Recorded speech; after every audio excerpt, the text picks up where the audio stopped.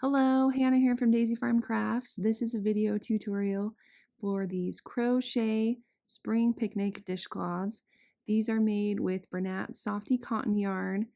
To make all 6 of these dishcloths, I only needed 1 skein of the cream colored yarn, which is called cotton, and then just 1 each of the colors. And I'm using both a size H 5mm crochet hook and a size G 4mm hook. And if you'd like the full written pattern to go with this video, you can find that on our website, daisyfarmcrafts.com, and there is a link to that pattern in the description of this video. So to get this pattern started, I am going to make a base chain of 29. The pattern repeat is 4 multiplied by an odd number plus 1. So for these dishcloths, I did 4 times 7, which is 28, and then plus 1 for the turning chain, so 29. And I'm going to start in the second chain from the hook with a single crochet. So I'm going to insert my hook, yarn over, and pull up a loop, yarn over, pull through 2 loops, and another single crochet in the next chain, insert my hook, yarn over, pull up a loop, pull through 2 loops. And I'm going to start with 4 single crochets in this cream color, and on the 4th single crochet I'm going to stop before I finish the stitch when I still have 2 loops on my hook, and I'm going to get my new yarn and I'm going to lay it on my hook and leave a tail that I can weave in later. And I'm going to pull through with the new color through those 2 loops. And I'm going to kind of put that tail to the back so I can weave it in later. And this part is a little bit tricky because I have to kind of hold a lot of things at once, but I'm going to try to tighten everything up a little bit so that I can work my next single crochet with the green. And I'm going to lay that white tail across the top of my work, and I'm going to crochet over it as I work my next 4 single crochets in that green color. So I'm still inserting my hook into that chain, but I'm also crocheting over that white tail so I can carry it along my work and we can pick it up again after I've worked these next 4 stitches. So there's 3 single crochet, and on the 4th I'm going to pause when I still have 2 loops, and this time I am going to bring this green yarn to the front of my work for a minute, just so my yarn doesn't get tangled. So what I did throughout this whole dishcloth is I always brought the color to the front whenever I was switching back to the white, and then when I was dropping the white, I always drop the white to the back,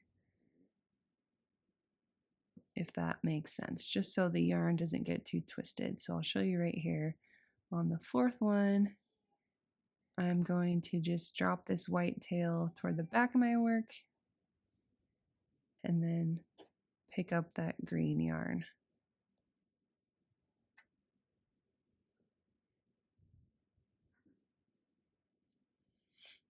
And then I can pull through that and then keep crocheting along over that white. So again, I'm going to work my 4, crocheting over that tail as I go.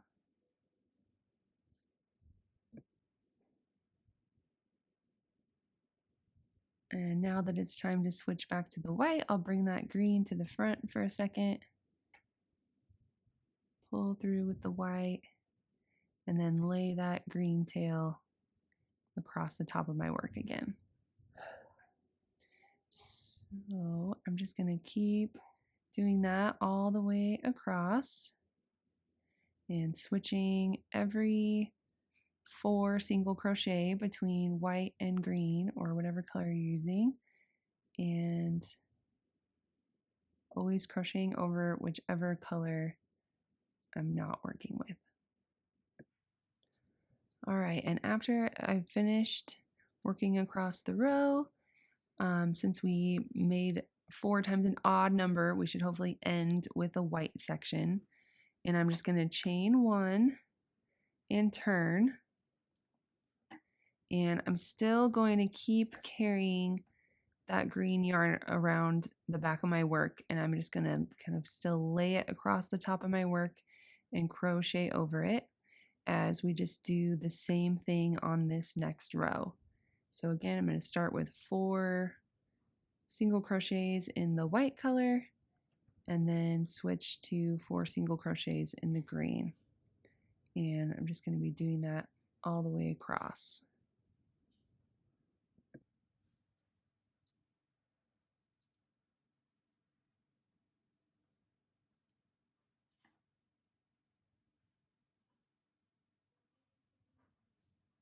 And I'm just going to keep switching colors back and forth for the rest of this dishcloth, still just working all single crochet. And I did 4 rows of alternating the white and the color.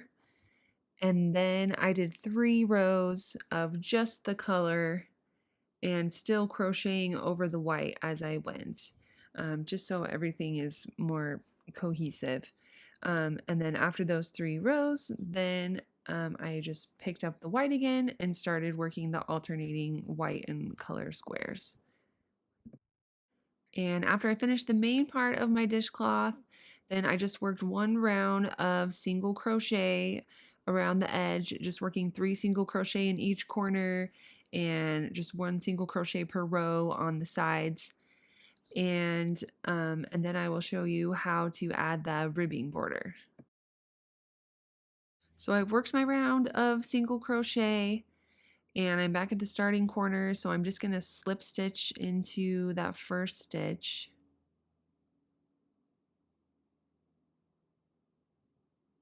And I'm going to, at this point, switch to the smaller 4mm hook just to keep my border a little tighter and keep it from getting too wavy. And I'm going to chain 4. And again, we're just going to be using single crochet. So I'm going to just single crochet into each of these chains back down toward the edge of the washcloth. So I should have 3 single crochets.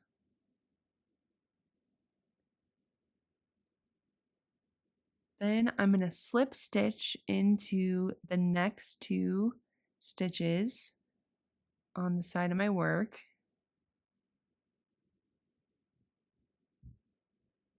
I'm going to turn my work toward my left hand, and then I'm going to crochet back up, working into the back loops of the 3 single crochet. So I'm just going to skip over those 2 slip stitches and just work into the back loops of the 3 single crochets we just made. Chain 1, turn my work back toward my right hand, and then work back down again. Again, just inserting my hook into the back loops. From now on, always just working into those the back loop of each of the single crochets. So then again, slip stitch into the next 2 unworked stitches. Turn to my left hand, skip over the 2 slip stitches, and then back loop into those 3 single crochet. And chain 1 and turn. And I'm just going to do that all the way across. And when I get to each of the corners, I'm going to keep doing the same things, but I'm just going to work up and down a few extra times into the corner so that it kind of fans around that corner. So I'm going to work my last 2 slip stitches of this side right here, and I landed in the corner. Sometimes if you're at the corner and there's only one slip stitch to work, then that's fine. Just work one. But you just want to make sure that you are going to work up and down for a total of 3 times into this corner.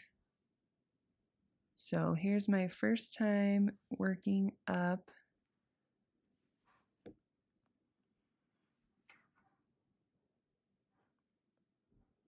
And down.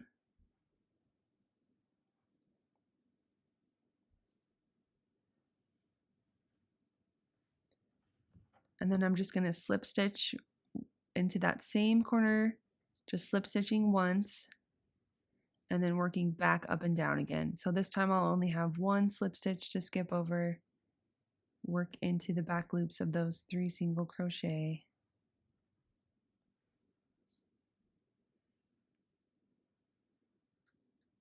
Chain 1. And then I'm going to work back down again. And then do the same thing one more time so that I have worked kind of up and down for a total of 3 times into this corner. So again, slip stitch once, and then work up and down again. So then I can just continue slip stitching into the next 2 and working across this row, or sorry, this side, just as we did before, and then you can see how that those 3 kind of fan around to make the corner. And so you're just going to do that in all of the corners. And when you get back to the starting corner, you're just going to do the same thing. So you're going to still work up and down 3 times into that last corner stitch. So you can kind of see, yeah, that last stitch right there. Still work up and down 3 times. But after the 3rd time that you've worked, you're going to stop at the top instead of working back down. And this is where you can just tie off at the top. And then you can just cut a tail that you can use to weave, or sorry, sew these 2 sides together. And so I'm just going to kind of weave my needle back and forth the best that I can to get these sides lined up as best that I can. I kind of like to go across the top a few times just to get that really secure on the edge, and then kind of work my needle down and try to line up those kind of ribbing lines to make it look as seamless as possible.